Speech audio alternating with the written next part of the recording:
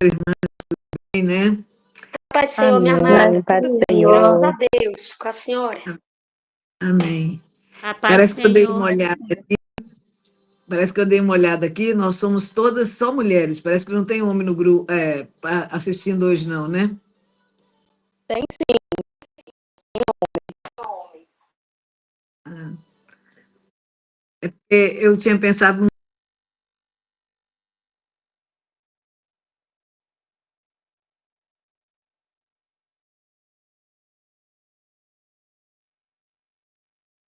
Eu acho que a missionária, ela saiu, acho que ela apertou alguma coisa. Acho que ela foi apertar o lugar e apertou outro.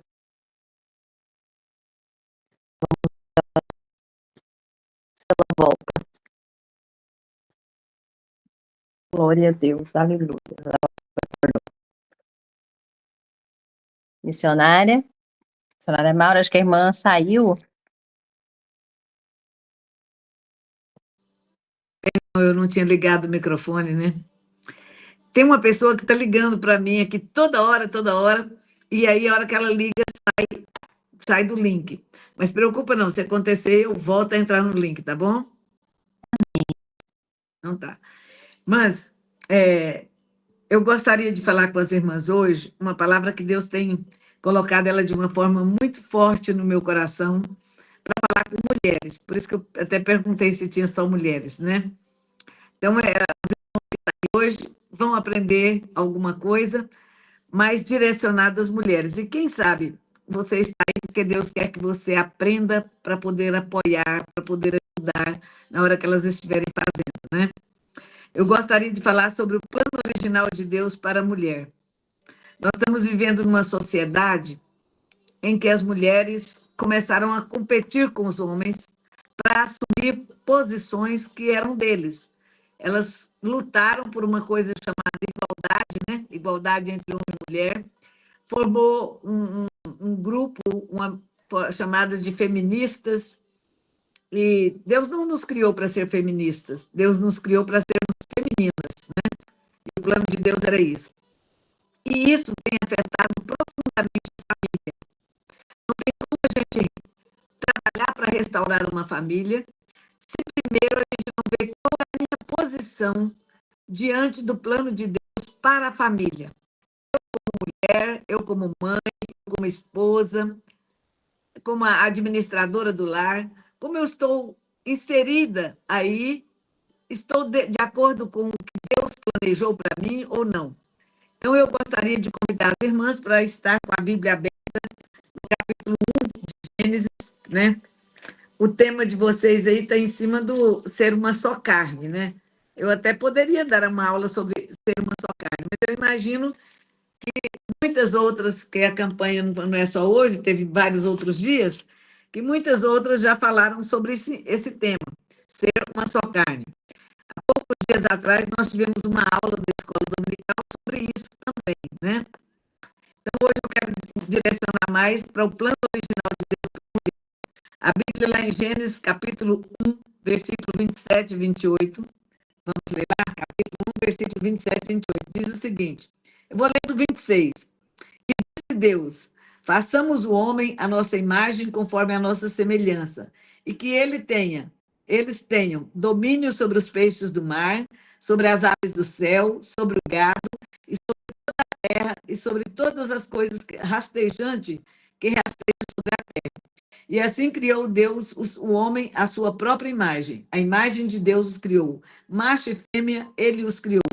E Deus abençoou, disse-lhes, sede frutíferos, multiplicai-vos, enchei a terra, subjugai-a e tenha domínio sobre elas, sobre as aves do céu, sobre toda coisa vivente que se move na terra. Muito bem, vou até aqui. Poderíamos ler tudo, mas para aproveitar o tempo, vou ler aqui. Então, os irmãos vão ver ali que Deus escolheu criar o homem. E a Bíblia diz que ele criou macho e fêmea, o homem e a mulher. E ele criou com um propósito. O problema é que nós temos fugido desse propósito. Nós temos escolhido outras coisas que não o propósito de Deus na nossa vida. E lembrando que isso aqui é uma aula para mulheres crentes. para casais crentes, casais que têm a Bíblia como regra de vida. Então, quando eu olho para a Bíblia como regra de vida, eu percebo se eu estou ou não de acordo com essas regras, de acordo com esses valores. E tudo que eu vou falar aqui trata de um estilo de vida. Não é uma coisa que eu faço hoje e amanhã eu deixo para lá. O que é um estilo de vida? É uma maneira como eu escolho viver todos os dias da minha vida. Certo? É algo que norteia o meu comportamento. Então, nós vamos ver que Deus criou a mulher. A Bíblia diz que ele criou o homem. Eu acho lindo, porque primeiro a Bíblia diz que Deus criou o homem. Deus criou um jardim e colocou o homem dentro desse jardim. Depois Deus disse, não é bom que o homem esteja só, vou fazer uma companheira para ele. E faz a mulher. E a Bíblia é tão linda que ela diz assim, e Deus levou a mulher até Adão. Aí ele recebe a mulher e diz, essa é osso dos meus ossos, carne da minha carne e tal. Então nós vamos ver que Deus faz ali um casamento. Só que antes de fazer o casamento, Deus dá para eles um lar. E eu quero que as irmãs entendam o Jardim do Éden como o lar de Adão e Eva. Não era o lar de toda a humanidade. Seria o lar deles. Então, a primeira lição que eu vou aprender aqui é que casamento precisa ter moradia. Para ter um casamento, precisa ter moradia. E não é a moradia da casa do pai, da casa da sogra, da casa de alguém. Tem que ser uma moradia nossa. Certo? Eu costumo brincar muito, falar sério mesmo, com as mães que eu conheço, que têm mania de pôr os filhos para morar com elas, ou então constrói um barracão no próprio quintal para o filho morar. Né? Ô, Gil, bem-vindo. Deus te abençoe por estar aqui conosco. A palavra vai ser mais dirigida para as mulheres, mas eu acredito que vocês também vão aprender alguma coisa. Deus cria o jardim, depois Deus cria a mulher, entrega ela para Adão, igual um pai faz no casamento, né? Leva a filha até o pai, entrega para ele, ali Deus celebra o primeiro casamento. Então, a segunda coisa que eu aprendo é que no plano de Deus, a família é constituída por um homem e uma mulher que se une por uma atração, pelo um desejo de estar um com o outro, né?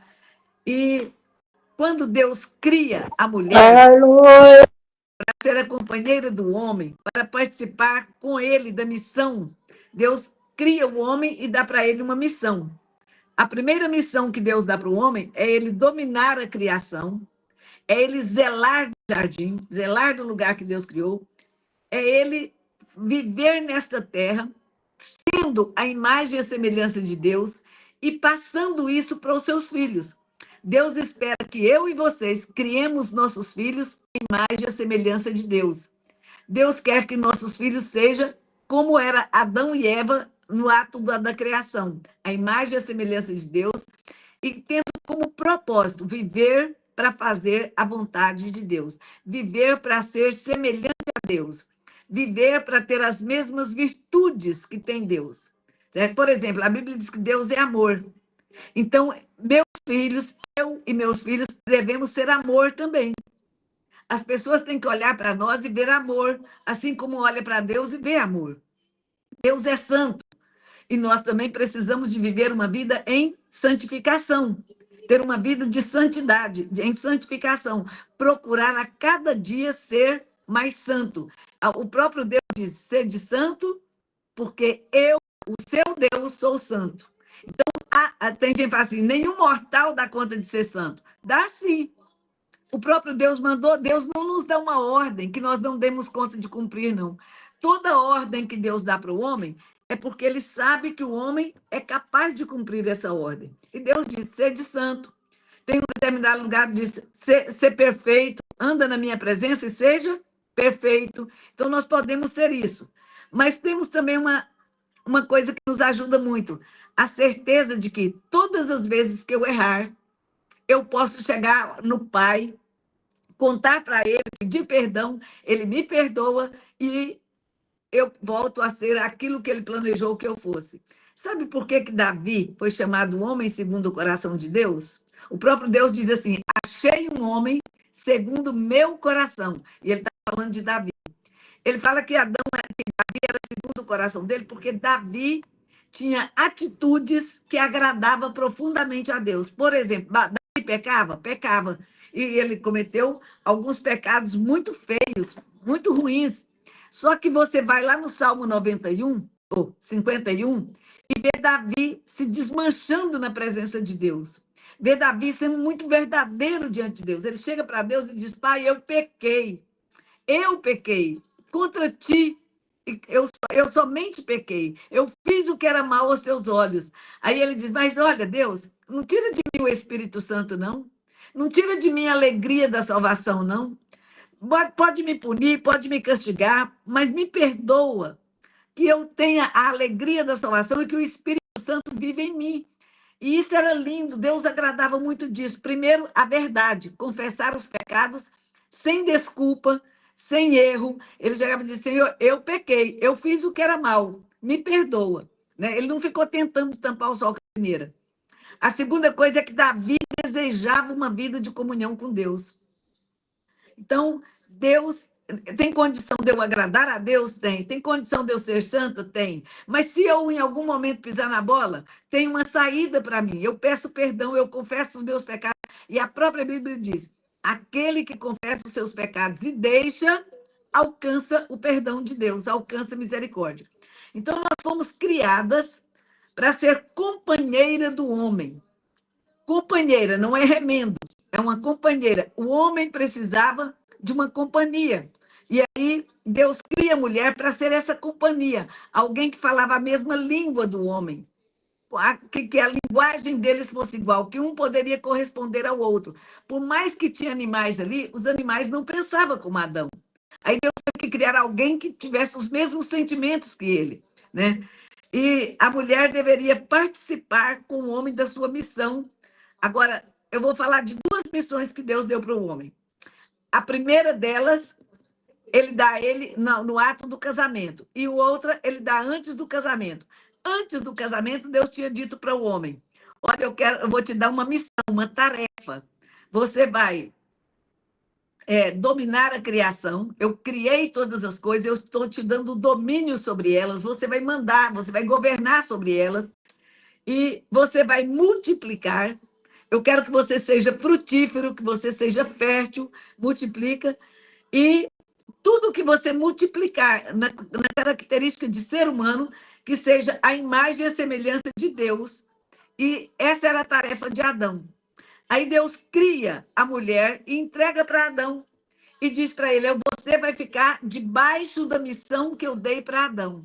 Eu dei a ele uma missão e você vai estar com ele, tendo ele como seu líder, tendo ele como cabeça. A própria Bíblia diz que Deus é o cabeça de Cristo, Cristo é o cabeça do homem e o homem é o cabeça da mulher.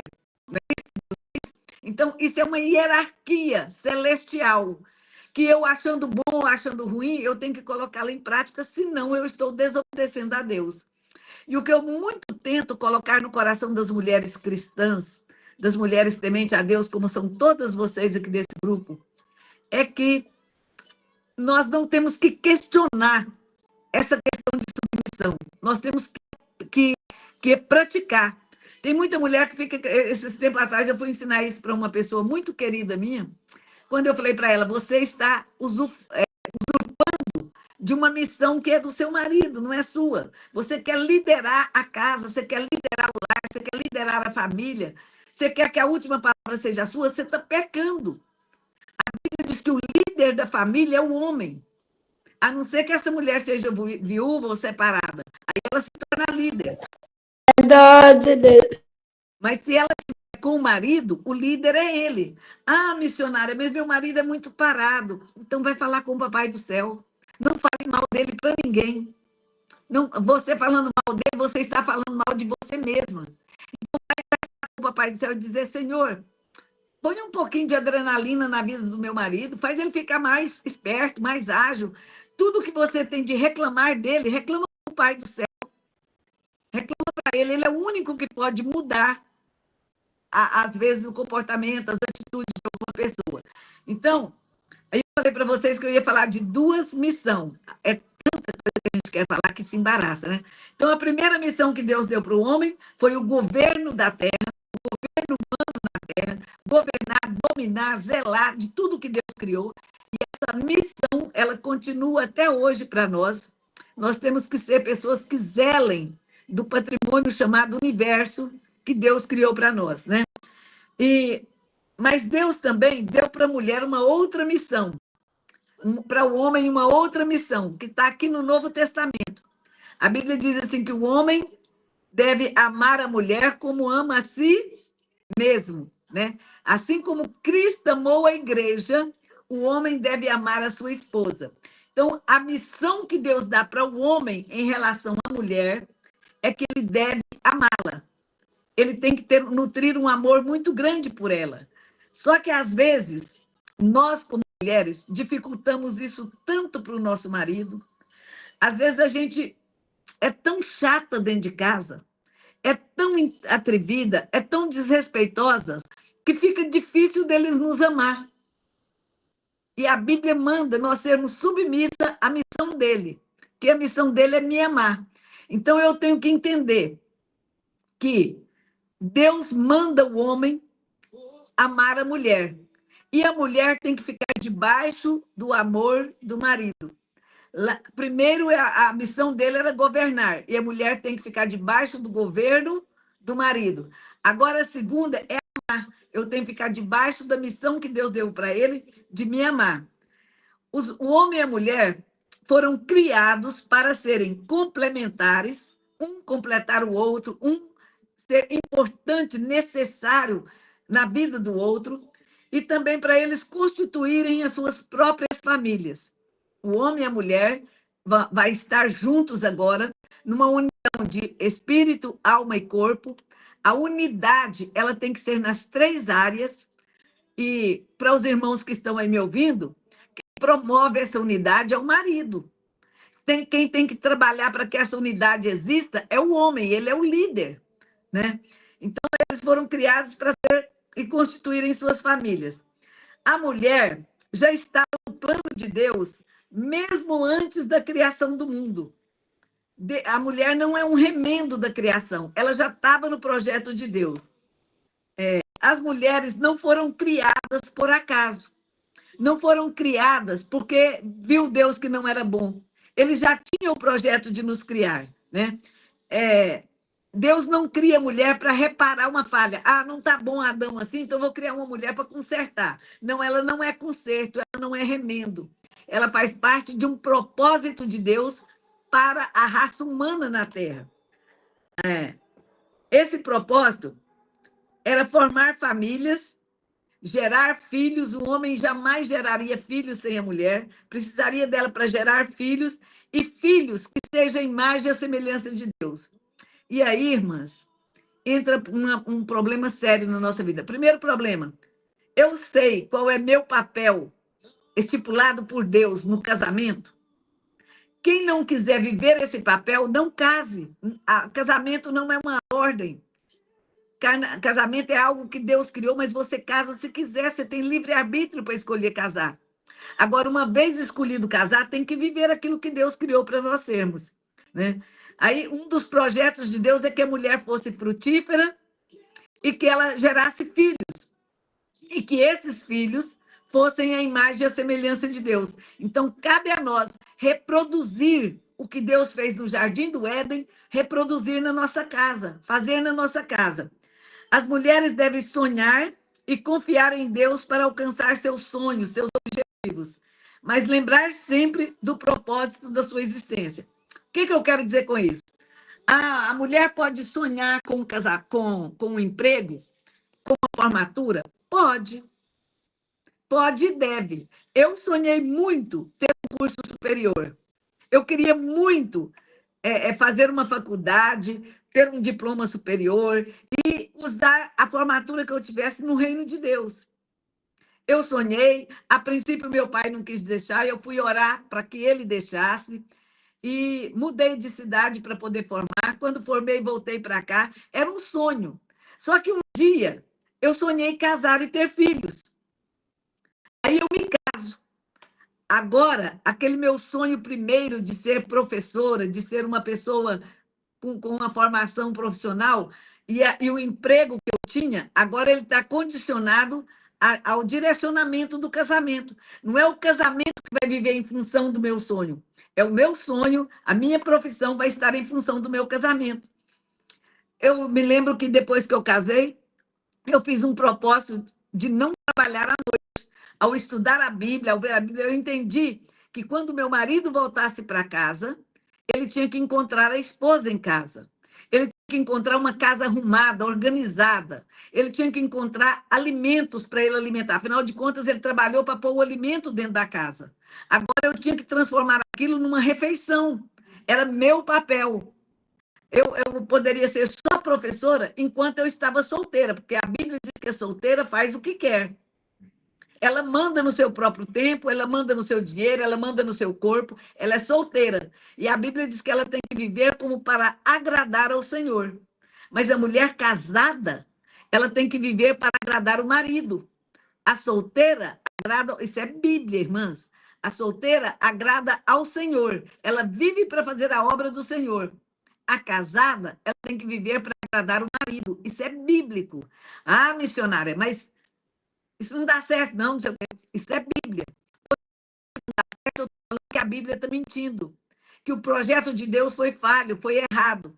Né? Agora, se eu quero realmente agradar a Deus, servir a Ele, eu tenho que deixar claramente na minha mente.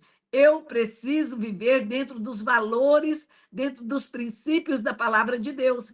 E a palavra de Deus manda eu ser submissa ao meu marido.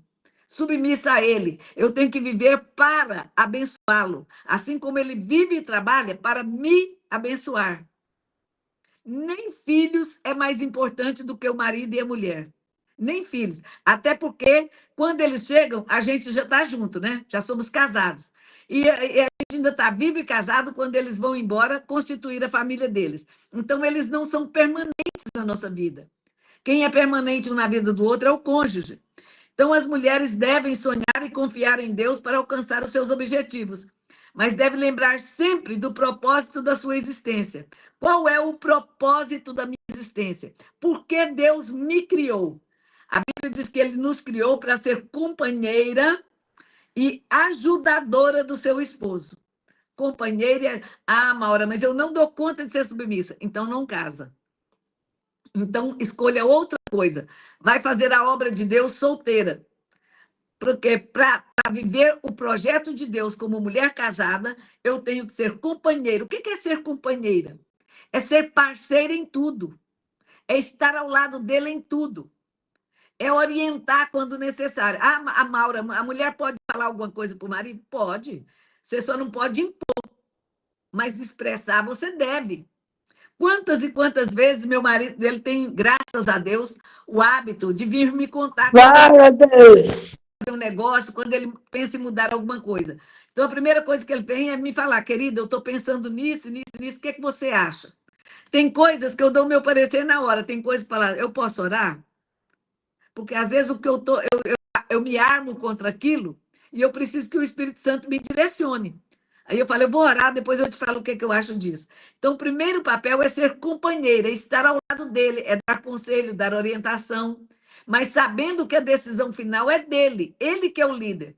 Ah, Maura, isso é muito errado. Então, a Bíblia está errada, porque é ela que nos ensina assim, né?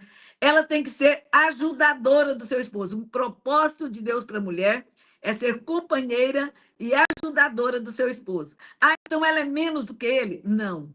A Bíblia, quando fala no ser companheira, ser ajudadora, ele fala de alguém que mantém o outro de pé.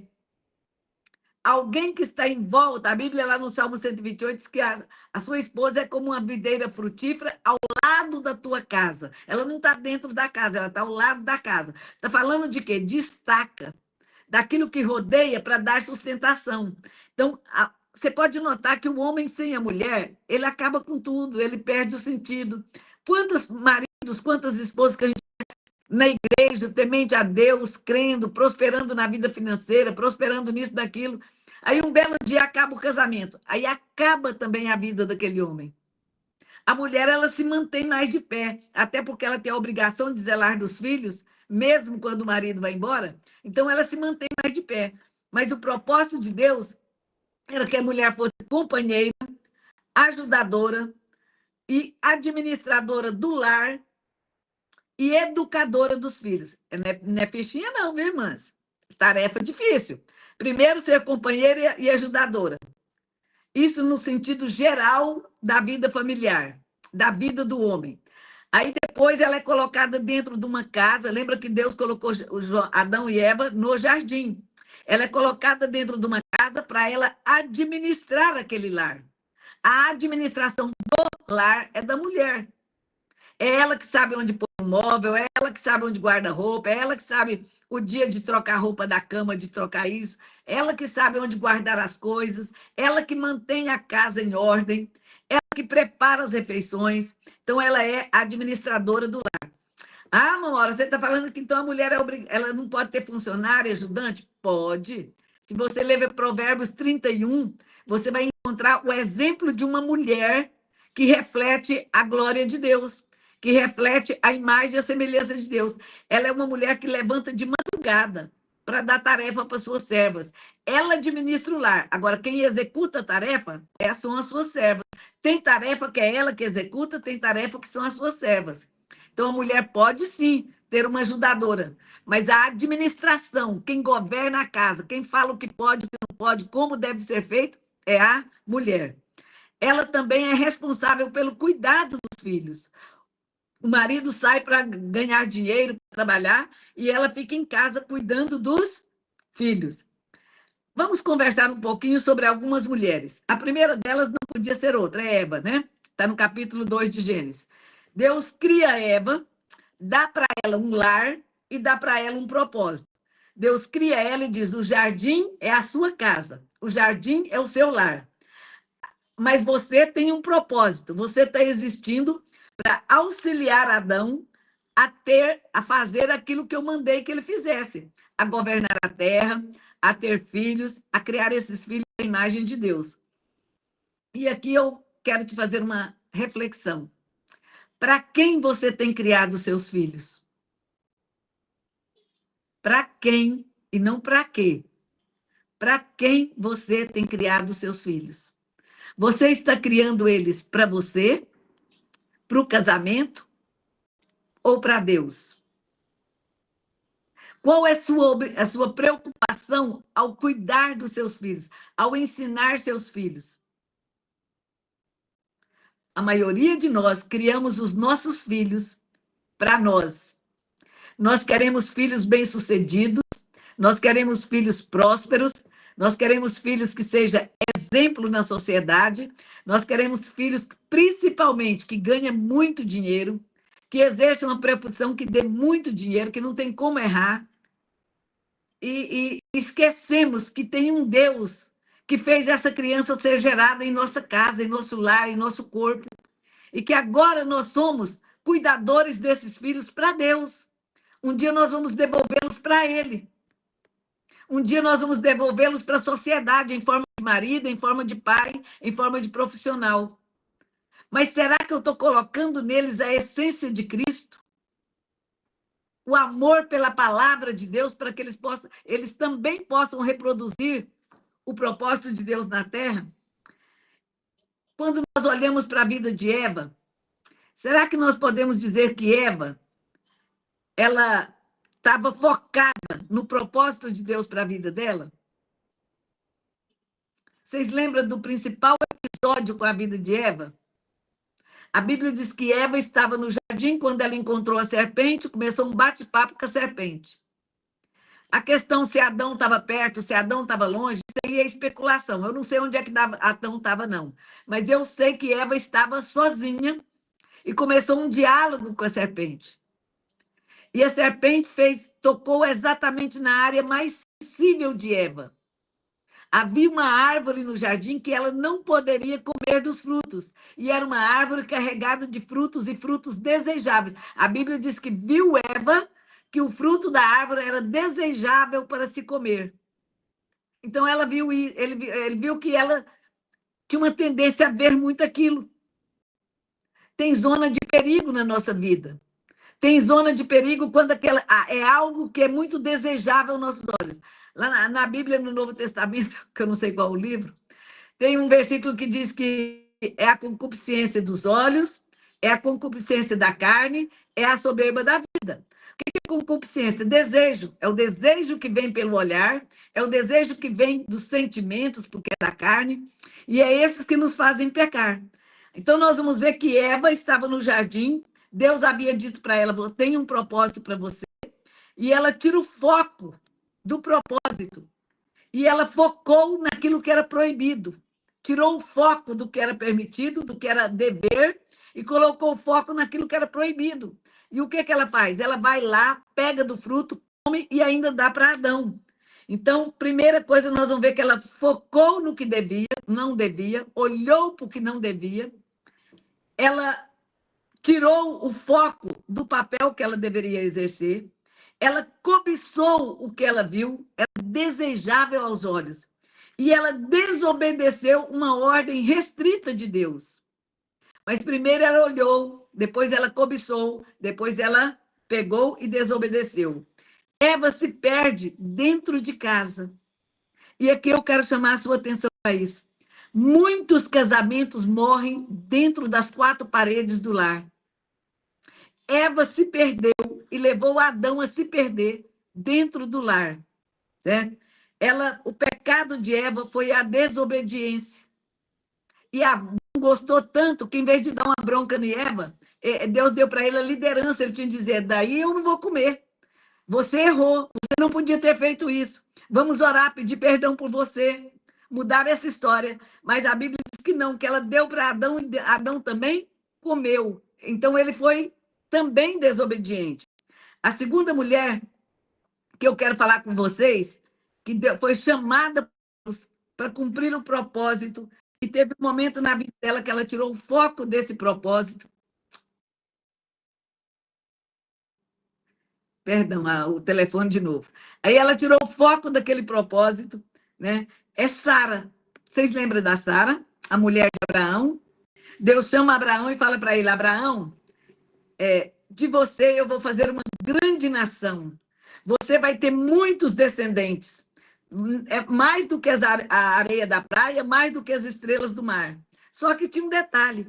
Quando Deus chama Abraão e faz essa promessa para ele, Deus sabia que Sara era estéril, que ela não podia gerar filhos. Mas ele tinha um propósito para a vida de Sara. Deus mudou o propósito da vida dela. Os anos passaram e Deus não mudou o propósito. Sara se Eva não deu conta de ir contra a concupiscência dos olhos e pecou, Sara não deu conta de vencer o tempo. A Bíblia diz que há tempo para todas as coisas. E no casamento nós precisamos de aprender isso. Qual é o tempo de Deus para aquilo que eu quero? E Sara queria muito ter um filho de Abraão, ver a promessa de Deus cumprindo na vida de Abraão. Só que não é porque ela queria muito que ela poderia fazer de qualquer jeito. Aí eu quero muito isso para Deus. Deus falou para você fazer? Está dentro do propósito de Deus? Ah, mas é muito bom e eu quero fazer para ele. Está dentro do propósito dele? Sara queria muito ter um filho e Deus tinha falado para ela que ela ia ter um filho. Havia falado para Abraão. Só que ela achou que não, que tinha que dar Agar para Abraão. E Abraão, igualzinho a Adão, pegou Agar. Era hora dele bater o pé na parede e falar, não, eu não vou pecar contra meu Deus. Mas, não, foi a Sara que me deu, não tem problema não. E vai e fica com Agar. Quanta tribulação ela arrumou para a vida dele, Sara arrumou para a vida dela, por não focar no propósito de Deus para a vida deles, né? Então, naquele momento que Sara pega Agar e leva para Abraão e conversa com ele, ela tomou o lugar que era de Abraão. Ela fez uma coisa que Deus tinha mandado Abraão fazer e não ela. Deus tinha dito para Abraão governar, liderar o casamento, a família. Mas aí Eva vem, toma a atitude que deveria ser de Abraão. Quem deveria se preocupar em como eu vou gerar esse filho para Deus é Abraão, não era Sara. Ela vai lá, pega Agar, leva Agar e entrega para Abraão. Era hora de Abraão falar, não, a promessa de Deus é para mim e para você.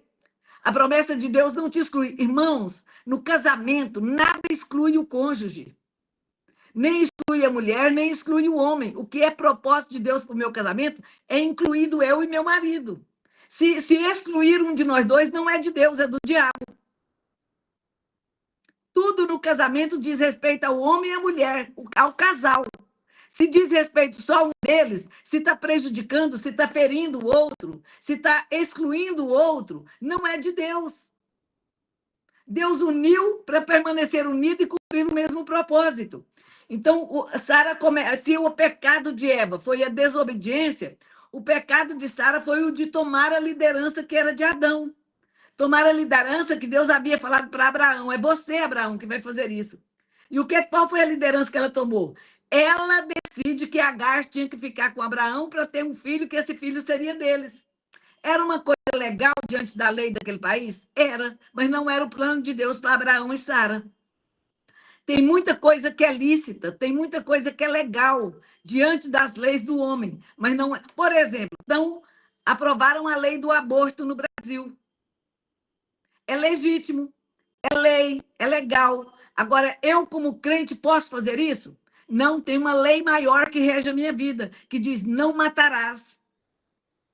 A mulher não foi chamada por Deus para matar, ela foi chamada por Deus para gerar vida, né?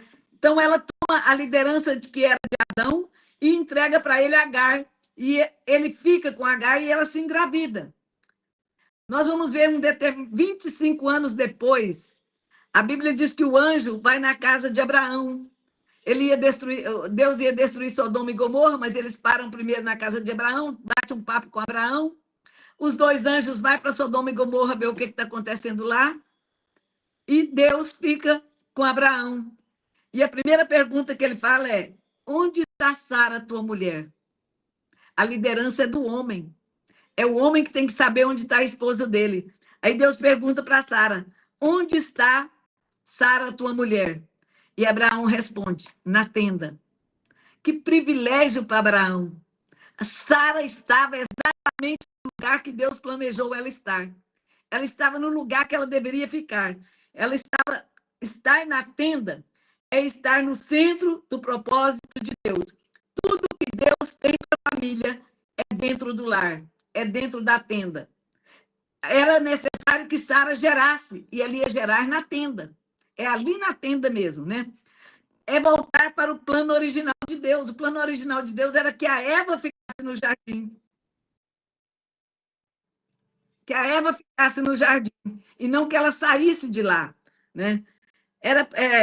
Agora aqui com Sara, quando ele pergunta: onde está Sara, tua mulher? E ele responde: está na tenda. Deus olha e fala assim: então agora eu posso cumprir a minha promessa na vida de Sara. Ela está no lugar de gerar. Tenda é lugar de gerar. É onde nós geramos, onde nós frutificamos. É dentro da tenda, é no lar. Irmã, se você soubesse a importância da sua casa, a importância da dinâmica da sua casa para a sua família, você fala assim: eu não quero mais nada nessa vida a não ser cuidar da minha casa.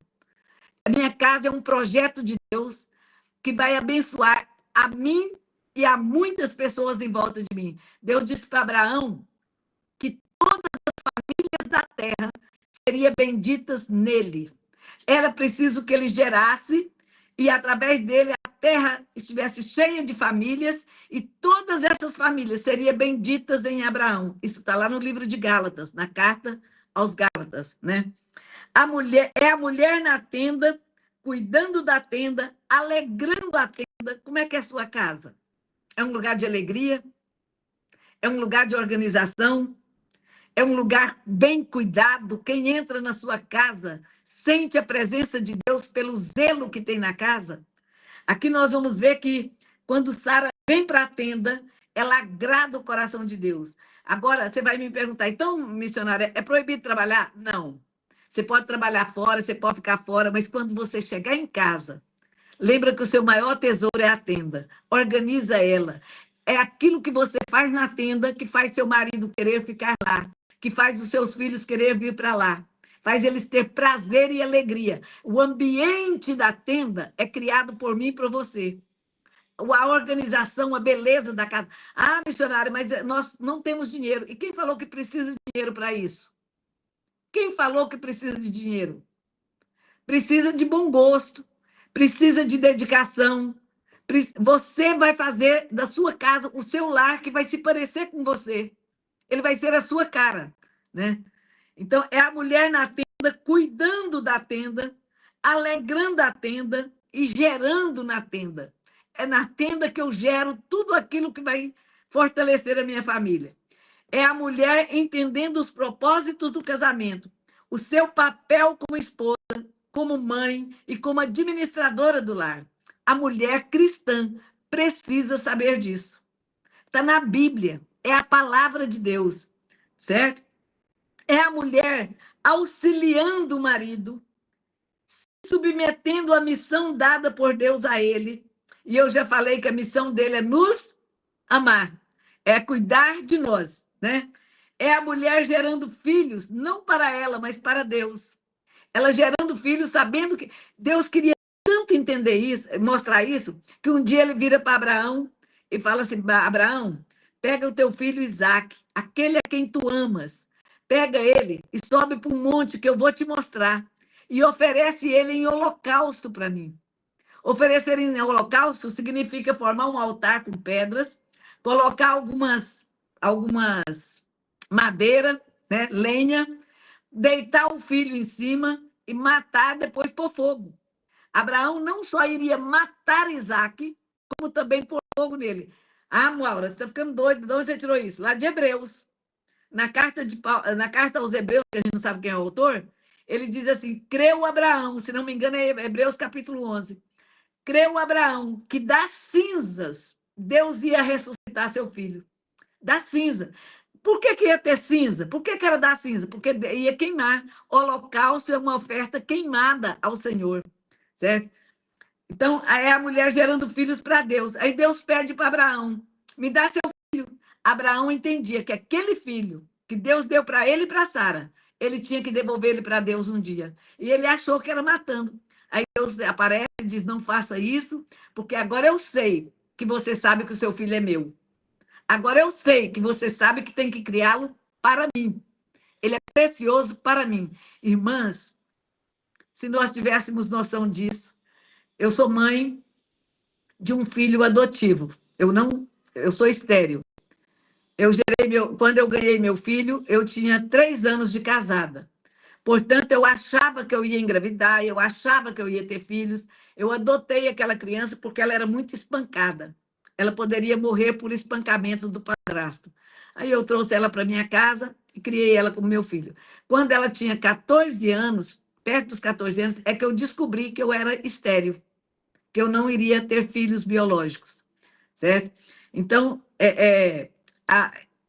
mas mesmo o menino que eu ganhei, eu entendi que eu tinha que formá-lo para Deus.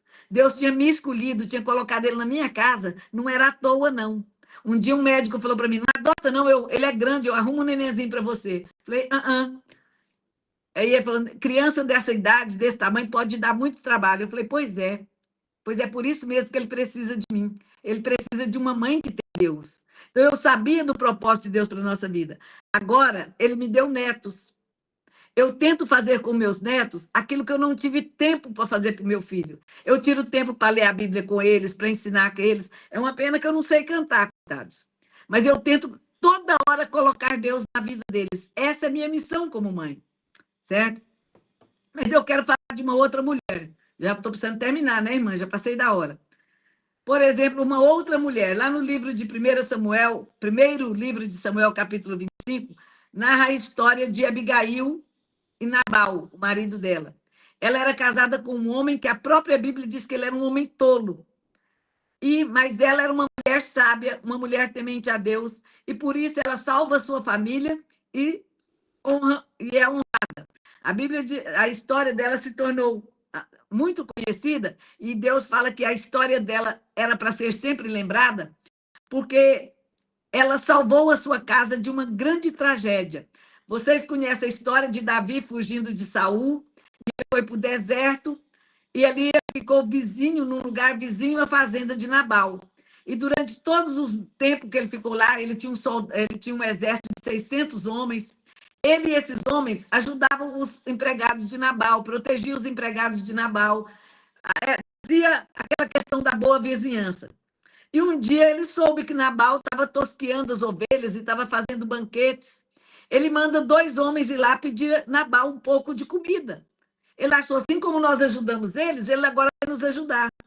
E a Bíblia diz que Nabal ridicou, falou que não ia dar. E Davi enfezou muito, depois vocês vão ler essa história, resolve ir lá matar. Ele iria matar todo mundo da casa de Nabal.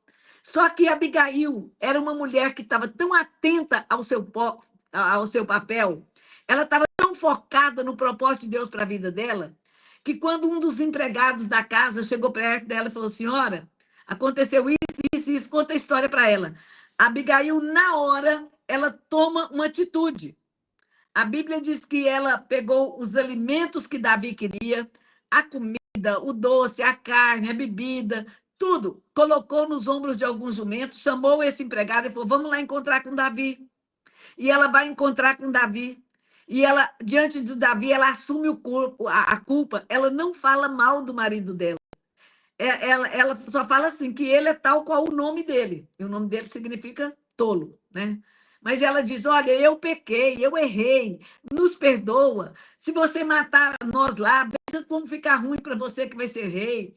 Então, ela tem sabedoria para conversar com ele, e ele manda ela de volta para casa e diz que não matou todos da casa dela por causa da sabedoria dela. E essa história se tornou muito conhecida. E ela teve uma recompensa. A Bíblia diz que pouco depois Deus mata Nabal.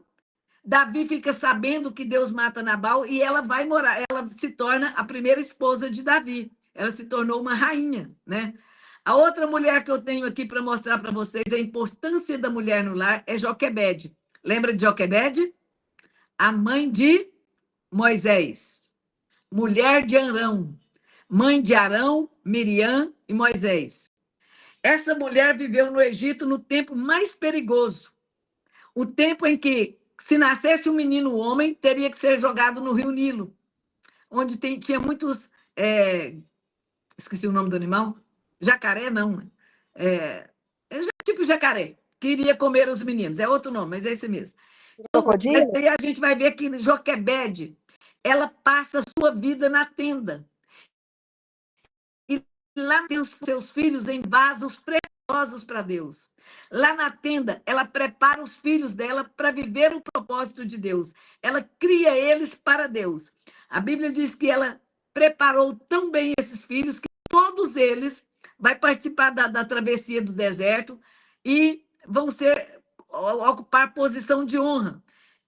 Vamos ver os filhos dela. Seus 3 filhos foram grandes homens no reino de Deus. Arão se tornou o primeiro sumo sacerdote de Israel. Miriam era uma profetisa e cantora. Lembra que ela atravessou o Mar Vermelho, pegou os pandeiros junto com as mulheres e foi dançar e cantar louvando ao Senhor? Ela era líder por natureza. E Moisés se tornou o grande libertador de Israel no Egito. Tirou o povo de Deus do Egito. Mas você vai notar que ela cria esses meninos com muito propósito dentro de casa. É tanto que ela passa a gravidez de Moisés dentro de casa. Quando Moisés nasce, Arão e Miriam e o próprio marido dela, eles conseguem, dentro do lar, esconder esse menino, a ponto de chegar o momento que não tinha mais como esconder. Ela prepara um cesto, põe o menininho nesse cesto e vai com ele para a margem do rio Nilo. E ela preparou tão bem Miriam que Miriam fica de longe vendo o que vai acontecer. Quando ela vê que a filha de Faraó pega o menino, ela vai lá e oferece. Tem uma mama para ele. Olha que menina bem formada. Olha que menina que estava focada no propósito de Deus para a família dela. Quando a mulher é focada, os filhos também são. Aí Deus transforma Moisés, ele vai morar no palácio para aprender todas as leis egípcias. Depois ele vai para o deserto de Parã para aprender a ser humilde, a depender de Deus. E lá Deus aparece para ele e diz: você será o libertador de Israel. Certo? Então nós vamos ver que tudo o que aconteceu, Moisés foi o homem que foi, porque tinha uma mulher focada. No período que Moisés ficou com Joquebede, ela ensinou ele o valor de pertencer à família, o valor de pertencer ao povo de Deus. É tanto que a Bíblia diz que Moisés, depois de grande, se negou a ser chamado filho da filha de Faraó. Ele não queria ser egípcio, ele queria ser hebreu. E aí ele foi escolhido para ser o libertador dos hebreus. A quinta e última mulher, porque meu tempo acabou, é Maria. Onde é que estava Maria quando o anjo chama Maria para ser a mãe de Jesus. Conta para ela o propósito de Deus de fazer dela a mãe de Jesus. Onde é que ela estava? Em casa. A Bíblia diz que ela estava desposada de José. Então, ela estava na casa de José, ela morava ali passando o período do noivado, né? E ela estava na tenda, e lá na tenda ela foi escolhida por Deus para o propósito maior e mais nobre da terra. Se nós temos que gerar do nosso marido filhos para Deus, Maria foi gerada do Espírito Santo. É a única mulher que gerou um filho no seu útero que não era filho de homem, mas filho de Deus, né? O seu útero vai gerar o Filho de Deus para ser o salvador da humanidade, inclusive o salvador dela. Ela não tem poder de salvar. É através de Jesus é que ela vai ser salva. Maria abriu mão de tudo para cuidar e seguir o filho. Maria poderia ter sido abandonada por José, e vocês sabem que ela não foi, porque o anjo apareceu para ele. Ela poderia ter sido apedrejada por adultério, porque ela não estava casada e estava grávida. Ela poderia ter sido abandonada pelos pais, que os pais iriam dizer, você é minha vergonha. Mas, apesar de tudo isso que ela poderia sofrer, ela escolheu seguir a vontade de Deus. Ela escolheu seguir o propósito de Deus. Então, é isso que nós precisamos entender. Nós, como mulheres crentes, não é o padrão do mundo, é o padrão de Deus. Lá em Romanos 12, 2, não vos conformeis com este mundo, mas transformai-vos pela renovação da vossa mente. Aprende, é aprendizado, é aqui na mente. Aprende qual é a boa, qual é a perfeita, qual é a agradável vontade de Deus. Missionária, como é que eu sei qual que é a boa e a perfeita? Lendo a Bíblia, estudando a Bíblia. É ela que nos ensina a vontade perfeita de Deus na terra. E Ana abriu mão de tudo isso para viver o propósito de Deus. Mas tem uma mulher na Bíblia que entrou na contramão do que fez essas outras. A Bíblia diz que o rei Davi tinha uma mulher, filha de Saul, por nome de Mical. E essa mulher, ela não tinha um coração voltado para o marido e para o propósito. Um dia Davi vai buscar a arca lá na casa de Obed-Edom, traz a arca para Jerusalém e faz uma maior festa, porque a presença de Deus chegou em Jerusalém. E ele alegrou muito com aquilo, fez a maior festa, e a Bíblia vai nos dizer que ele distribui comida, bolo, carne, vinho, para todas as famílias que estão ali festejando. Ele impõe as mãos e ministra a bênção de Deus para todas as famílias. Quando ele faz isso, ele resolve voltar para casa. Ele pega também carne, ele pega pão, bolo, ele pega vinho, e ele resolve voltar para casa para abençoar a sua casa. Quando você ler lá, você vai ver que fala assim, e ele voltou para abençoar a sua casa. E quando ele chega para abençoar a casa, a Mical vem receber ele com pedradas, vem criticar, vem abusar do que ele tinha feito, fala, agride. Então, ela fez aquilo que ela nunca deveria ter feito. Ela desonrou o homem que Deus escolheu para ser o líder da casa dela, mas também o líder da nação de Israel. Então, ela não sonhou os sonhos do marido, ela não se alegrou com a vitória do marido, ela não valorizou o que o marido trazia para casa, ele trouxe alimentos para casa, ela não recebeu o marido com carinho, ela recebeu com briga, e a consequência, ela foi rejeitada por Davi. E ela também se tornou estéril. Deus viu que ela não poderia dar frutos, porque o fruto não seria bom, ela não foi. Muitas mulheres têm fracassado no propósito de Deus porque fugiram do plano original de Deus. Se sentiram vítimas, quiseram se libertar, caíram na laia do mundo, assim como fez a Eva e a Sara. Mas Romanos 12, 2 é uma lição para nós, mulher cristã. Não vos conformeis com este mundo. Não anda no modelo do mundo. Não anda no mundo. Procure andar no modelo de Deus, na forma da palavra de Deus. Né? Não vos conformeis com este mundo, mas renovai-vos pela transformação da vossa mente, do vosso entendimento, para que vocês experimentem a boa, a agradável e perfeita vontade de Deus. A mulher na tenda não é feminista, é feminina. Não relativiza as coisas, mas busca a verdadeira vontade de Deus para viver. A mulher na tenda tem prazer na família, tem prazer em tornar o seu lar um lugar agradável, um lugar prazeroso, onde todos desejam voltar. Amém? Eu ainda iria falar aqui com vocês sobre os conselhos da mulher sábia de Provérbios 31. Mas já tem mais de uma hora que eu estou falando, pelo que me parece aqui. Então, eu quero agradecer as irmãs por essa oportunidade. Que Deus abençoe. Que o Espírito Santo fale melhor no seu coração. Ou vocês querem que eu termine? Pode ler, pastora Janara. Pode terminar? Eu prometo que não leva 10 minutos, eu termino. Não, Vamos ver. fica até 5 horas. Então, vamos olhar aqui. Eu vou mostrar para vocês quais os conselhos que a mulher sábia de Provérbios 31 tenta. Conselhos de uma mulher sábia para reinar na própria tenda. A primeira coisa é a gente escolher amar e cuidar da nossa casa. Se você ler Provérbios 31, você vai ver que aquela mulher cuida muito bem da sua casa, cuida de todas as necessidades do seu lar. Ela deixa sua marca na sua casa. Sabe aquela mulher que o dia que ela não está lá, o marido e os filhos ficam sem lugar? E procura ela em todo jeito. Eu acho tão bonitinho meu filho, hoje ele é um homem casado, tem quase 40 anos, mas toda hora que ele entra aqui em casa, ele pergunta, cadê minha mãe? Cadê minha mãe? Cadê minha mãe? Vai lá onde eu estou, olha para mim, dá bênção e sai. Ele não quer nada comigo, mas ele quer a minha presença aqui em casa. Então, a mulher cristã, a mulher temente a Deus, ela ama a sua casa, ela cuida da sua casa, ela deixa a sua casa com a sua cara, com a sua identidade. Ela procura aprender como tornar os ambientes da sua casa reconfortantes. Faz do ambiente da sua casa um lugar que as pessoas queiram ficar. Não tem área proibida. A casa pertence à família, a família pode entrar em toda ela.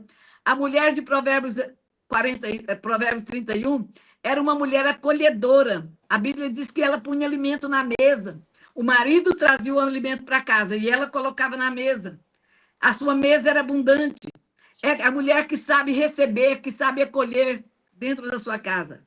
Prepare você a casa e um lanche para receber seu marido e seus filhos no fim do trabalho ou no fim da aula. Você faz isso? Sabe qual é o horário que seu marido vai vir do emprego? Você prepara a mesa para ele comer. Na hora do almoço, o almoço, à tarde, um lanche. Você sabe a hora que seu filho vai chegar de casa? Deixa ele ver você recebendo ele com um pãozinho de queijo, com um bolinho. Filha, a mamãe preparou para você porque você ia chegar. Ó, vem tomar um lanche, você estava na escola, você estava cansado. Esse filho e esse marido, quando estiver lá longe de você, ele vai desejar voltar para casa. Lembra do filho pródigo, aquele que foi embora? Quando ele foi embora, a primeira coisa que ele lembrou da casa do pai é que lá tinha comida pronta. Na casa do meu pai tem uma mesa farta. Os seus funcionários comem do bom e do melhor. Mulher precisa de preparar alimentos para o marido e para o filho. Preparar um lanche. Quantas vezes a gente faz isso para uma pessoa de fora e não fazemos para os nossos?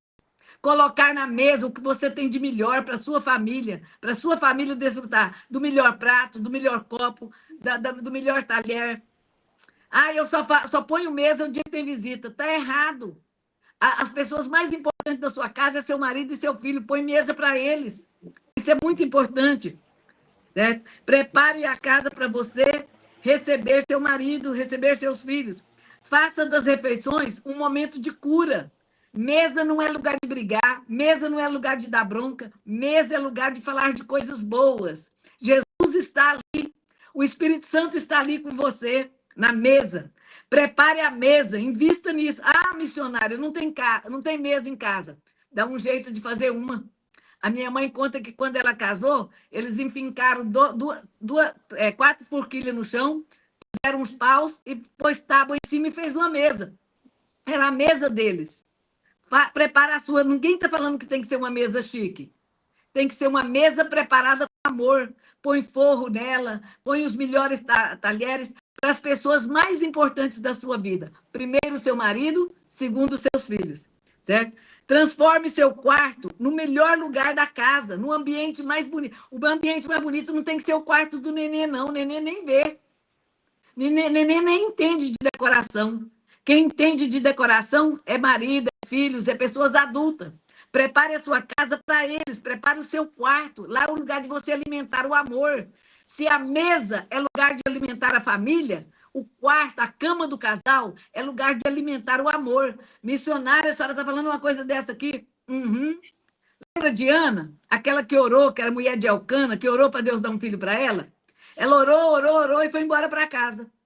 Quando chega em casa, a Bíblia diz assim, e Elcana teve relação sexual com Ana e Deus fez ela gerar um filho.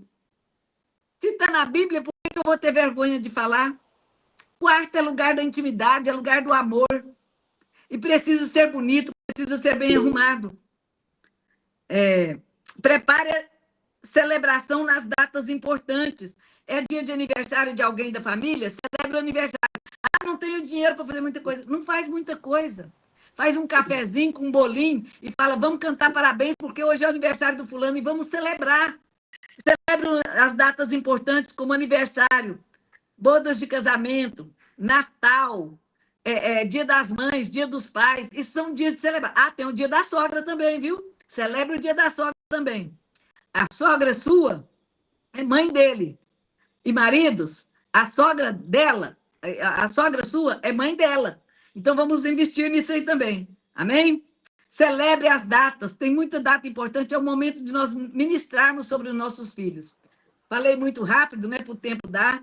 Mas eu espero que tenha servido para a edificação de vocês. Que Deus abençoe. Está chegando a minha hora de fazer uma caminhadinha como remédio, né? Tem gente que faz caminhada para ter um corpo bonito. Eu faço caminhada para ter saúde. Que Deus abençoe. Sou muito grata a Deus e a vocês por ter essa oportunidade de estar ministrando a palavra de Deus aqui com vocês. Deus abençoe. E eu continuo orando, pedindo oração por mim e pela minha casa. Amém? Amém, missionária. Deus abençoe poderosamente a vida da irmã. Viu? Gratidão. Que palavra abençoada.